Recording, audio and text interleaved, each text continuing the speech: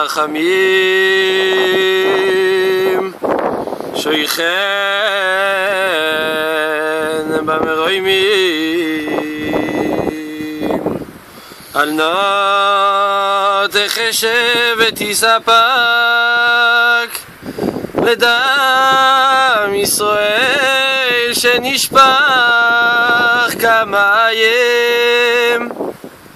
תן מנוחה נכוינו על כנפי השכינה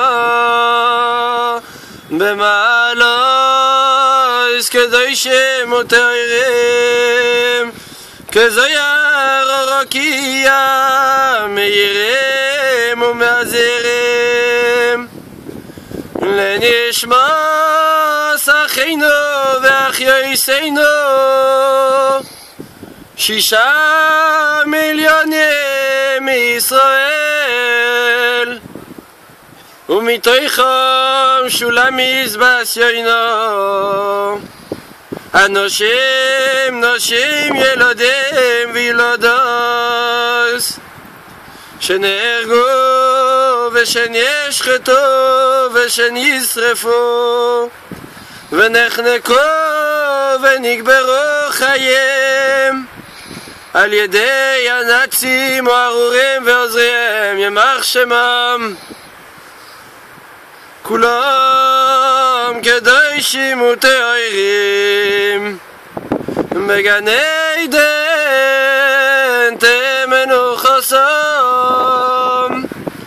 לכן בעל הרחמים יסתירם בסייסר כנויפוב לעולמים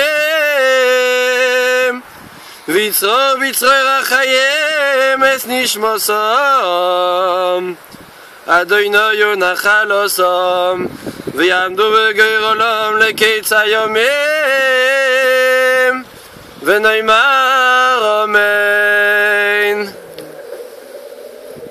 גדל ויתקדש שמי רבה ועולמה דברה חירותי וימליך מלכותי ויצמח פורקני ויקרב משיחי וחייכון ובימיכון ובחיי לכל בית ישראל בעגלה ובזמן קריב אמרו אמן. יהי שמי רבה מברך שעלם ולעלמי על מאיה יתברה וישתברה ויתברה ויתרומה ויתנשא ויתהדר ויתעלה ויתעלל שמי לקודשה בריחו לעילם כל ברכתה ושירתה ושבחתה ונחמתה דאמירן בעלמה ואמרו אמן. יהי שלמה רבה מן שמיה וחיים טובים עלינו ועל כל ישראל ואמרו אמן. ועושה שלום עם רומיו ויעשה שלום עלינו ועל כל ישראל ואמרו אמן.